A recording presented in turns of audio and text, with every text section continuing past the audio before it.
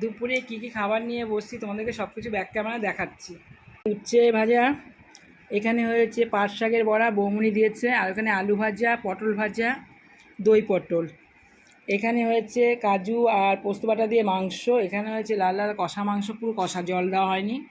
এখানে বাটা মাছের ঝোল পাতলা করে।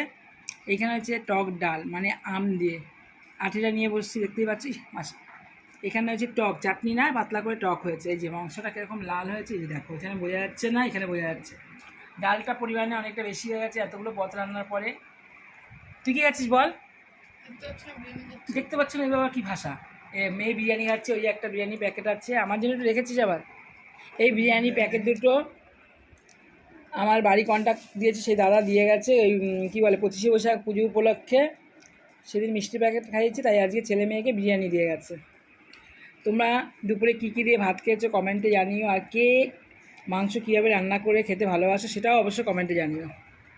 তাহলে খাওয়া শুরু করে দিই।